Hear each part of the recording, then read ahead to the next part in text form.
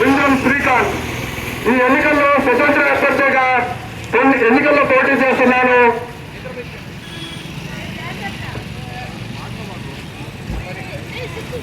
ఈ ఎన్నికల్లో నేను స్వతంత్ర ఎమ్మెల్యే అభ్యర్థిగా పోటీ చేస్తున్నాను. దానికి గాను ఎలక్షన్ కమిషన్ వారు కోవిడ్ ఫామ్ గుర్తు కేటాయించడం జరిగింది. మేము ఈ ఎన్నికల ఎలక్షన్ ప్రచార నిమిత్తం మీ ముందుకు రావడం జరిగింది.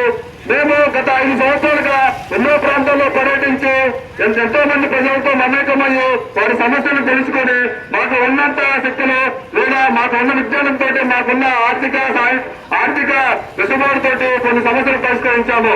కానీ కొన్ని సమస్యలకి పరిష్కారానికి కానీ కొన్ని వ్యవస్థలు నిర్మూలించడం కానీ మా శక్తి సరిపోలేదు. దానికి గాను మేము ఈ రాజకీయాల్లోకి రావడం జరిగింది.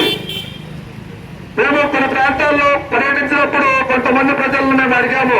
కొన్ని అడగైన వర్గాలతో మమేకమైనప్పుడు వాళ్ళు అన్నారు, స్వాతంత్రం వచ్చి 75 సంవత్సరాలు మీరు భారతదేశం అభివృద్ధి చెందిందా, మీరు దీని గురించి మీరు ఏమనుకుంటున్నారు అని మేము అడిగినప్పుడు స్వాతంత్రం వచ్చిందా, ఎప్పుడు వచ్చిందని అడిగారు మమ్మల్ని. అదేంటి అలా అంటున్నారు అంటే, ఎక్కడ వచ్చింది, మమ్మల్ని ఇంకా సమాజంలో తోటి మనిషి గుర్తించడం లేదు, తమ ఊరికి దూరంగా ఉంచుతున్నారు, సమాజంలో వెనుకబాటు గురవుతున్నాము. మేము భారతదేశంలో ఉన్న అందరిలాగే సమాన హక్కులు కలిగిలేము, మమ్మల్ని అంతరాని వారిగా ఇంకా చూస్తున్నారు, అలాగే వెనుకబాటుకు గురి చేస్తున్నారు అని వాళ్ళు చెప్పారు. మన 75 సంవత్సరాల భారతదేశంలో మనం సాగించిన ప్రగతి ఇది. సాటి మనిషిని మనం ఆశ్చర్యంగా పరిగణించుకోలేకపోతున్నాము.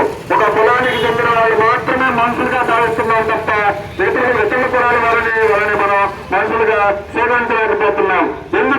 ఎందుకు మనకి ఇంతటి అహంకారం వాళ్ళ కూడికట్టుకోవడానికి కారణం?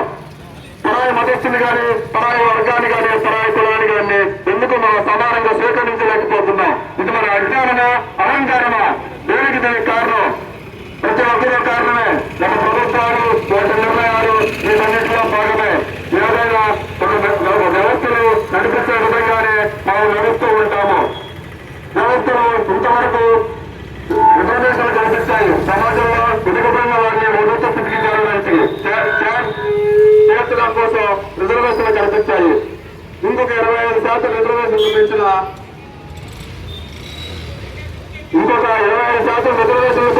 మనిషికి మధ్య ఉన్న ఈ వ్యత్యాసం తగ్గి సమాజంలో అందరూ సమానంగా ఉండగలరా అని మీరు అనుకుంటున్నారా? లేదు, అది ఎప్పటికీ జరగదు. రిజర్వేషన్ల వల్ల కలిగే ఫలితం ఇదే. ఇంతవరకు మనం చూస్తున్నది ఇదే. నేను రిజర్వేషన్ కి వ్యతిరేకం కాదు, ఏ కులానికి వ్యతిరేకం కాదు. ప్రజలందరూ కలిసి జీవించాలన్నదే నా ఆశ. ప్రజలందరూ ప్రశాంతంగా ఉన్న రోజే నా ఆశను నేను నెరవేర్చుకున్నట్టు. సమాజంలో ఒకరో ఇద్దరు ప్రశాంతంగా ఉన్నంత మాత్రం, సమాజంలో ఒకరో ఇద్దరు ఆర్థికంగా అభివృద్ధి చెందినంత మాత్రం అది సమాజం మొత్తానికి వర్తించదు. ప్రతి వర్గము, ప్రతి మనిషి, ప్రతి ఒక్కరు ఆడ మగ పిల్ల పెద్ద అని తేడా లేకుండా అందరూ సంతోషంగా అందరూ సమాన హక్కులు కలిగినప్పుడు మాత్రమే అది నవభారతం అవుతుంది. అంతేగాని అసంపూర్ణ సమాజంలో ఇది ఎప్పటికీ ఇది వర్తించదు. నేను ముఖ్యంగా చెప్పదలుచుకున్నది ఏంటంటే, ఒక వీరుడు మరణగచ్చిన సమాజానికి ఎంతో ఉత్సాహాన్ని, ఎంతో ఆశయ శక్తిని, నెక్స్ట్ ఉద్యమాలను రగించే స్ఫూర్తిని మనకి ఇస్తుంది. అలాగే సమాజంలో ఎవరైనా ఒక వ్యక్తిని మనం వేధించినా గానీ, ఒక వ్యక్తిని అణచివేతకు గురి చేసినా గానీ, ఆ వ్యక్తి మరణ వేదన గానీ, అతని బాధలు గానీ సమాజాన్ని అందుకుంటాయి. అతని బాధ సమాజాన్ని ఆవహిస్తుంది. అది నిన్ను ఆవహిస్తుంది, నన్ను ఆవహిస్తుంది. ఒక మనిషిని ఎవరైనా వేధించేంత సులువుగా అతని వేదన సమాజాన్ని చేరకుండా ఎవరో అడ్డుకోలేము. ఎందుకంటే అతను కూడా ఈ సమాజంలో వ్యక్తే కాబట్టి. కనుక ప్రతి ఒక్కరూ సమాజంలో శాంతిగా జీవించాలనే కోరుకుంటారు. కానీ ఆర్థిక వెసులుబాటు లేకపోవడం వలన, సామాజిక వెనుకబాటు వలన నిత్యం ప్రతి ఒక్కరూ వేదన గురి అవుతూనే ఉంటారు. కారణ వ్యవస్థల్లో కొన్ని లోపాలు, ఆ వ్యవస్థల్లో ఉన్న లోపాలను అడ్డం పెట్టుకుని మన గర్వంగా చెప్పుకునే మన ఈ లోకల్ లీడర్స్ అనేవాళ్ళు మనం చెప్పు చేతుల్లో ఉంటారు. మనం ఒక ఆఫీస్కి వెళ్ళినప్పుడు అక్కడ ఒక పని జరగదు. దానికి కారణం వ్యవస్థలో ఒక లోపం. ఆ లోపంలో మనం ఎవరిని అడగాలో తెలియదు. దానికి ప్రత్యామ్నాయంగా ఒక రాజకీయ నాయకుడి దగ్గరికి వెళ్తాం. ఆ రాజకీయ నాయకుడు ఏం చేస్తాడు? నీకు ఈ పని కావాలంటే నువ్వు నాతో ఉండాలి, నాకు ఓటేయాలి అంటారు. అంతే, అంతటితోటి మా రాజకీయ ఎదుగుదల ఆగిపోయింది. ఇలా కొన్ని సంవత్సరాల నుంచి ఇదే వ్యవస్థ కొనసాగుతుందే తప్ప ఆ వ్యవస్థలో లోపాలను ఎవరు సవరించలేరు. నేను సవరిస్తాము, వాటి కోసం మేము ఉద్యమిస్తాము.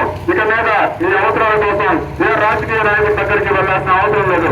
ఒక ఎంఆర్ఓ ఆఫీస్కి వెళ్ళినప్పుడు ఒక రైతు కానీ, ఒక చదువుకున్నవాడు కానీ, ఒక వ్యాపారస్తులు కానీ, ఎవరైనా కానీ మీ పనుల కోసం ఒక ప్రత్యేక అధికారిని నియమించి ఒక హెల్ప్ డెస్క్ కానీ నియమిస్తే అతను గైడ్ చేస్తాడు మిమ్మల్ని. మీకు ఒక సర్టిఫికేట్ లేకపోతేనే కదా మనం వెళ్ళేది. మన కోసం నిర్మించుకున్నదే వ్యవస్థ. ఆ సర్టిఫికేట్ వాళ్ళు లేనప్పుడు అక్కడికి వెళ్ళినప్పుడు మనం ఎవరిని కలవాలి, అది ఎక్కడ దొరుకుతుంది, ఎన్ని రోజుల్లో దొరుకుతుంది అనేది మనకి వివరంగా చెప్పడానికి ప్రత్యేకంగా ఒక ఆఫీసర్ నియమించాలి. ఇన్ని రోజుల్లో ఆ పని అయిపోవాలి.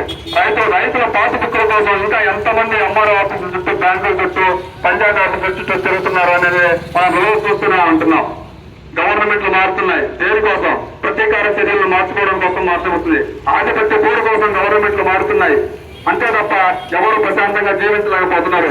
ఒక వర్గం అధికారంలోకి వచ్చినప్పుడు మరో వర్గం మీద దాడి చేస్తూనే ఉంటుంది. అలా కాకుండా ఈ దాడిని ఆపాలంటే ప్రజలందరూ ప్రశాంతంగా జీవించాలి అంటే ప్రజాప్రభుత్వం రావాలి. అది ఏ వర్గానికో లేకపోతే ఏ కులానికో చెందింది కాకూడదు. వ్యవస్థల్ని బలోపేతం చేయాలి. ప్రజలందరికీ సమాన హక్కులు కలిగించేలా వ్యవస్థను బలపరచాలి. మనం సామాజికంగా కానీ ఆర్థికంగా కానీ కొన్ని వ్యత్యాసాలు ఉంటాయి. ఆర్థికంగా వ్యత్యాసం అనే దాన్ని మనం తగ్గించలేము. ఒక ధనవంతుడికి ఒక పేదవాడికి వ్యత్యాసాన్ని మనం తగ్గించలేము. కానీ సామాజికంగా ప్రతి ఒక్కరికి అందరికీ ఒకే నిబంధనలు ఉంటాయి, అందరికీ ఒకే హక్కులు ఉంటాయి. అది ఒక సాధారణ మనిషి జీవితాన్ని ఈ సమాజంలో నిలిపించడానికి సులభం చేస్తాయి. ఆ నిబంధనల్ని ఎవరూ అతిక్రమించకూడదు. అది ఉన్నవాడికైనా లేని వాడికైనా కరెక్ట్ గా అమలైనప్పుడు అందరూ హ్యాపీగానే ఉంటారు. మన ఆర్థిక వ్యవస్థలో ఉన్న లోపాలని, వెసులుబాటుని చూసుకుని కొంతమంది ధనవంతులు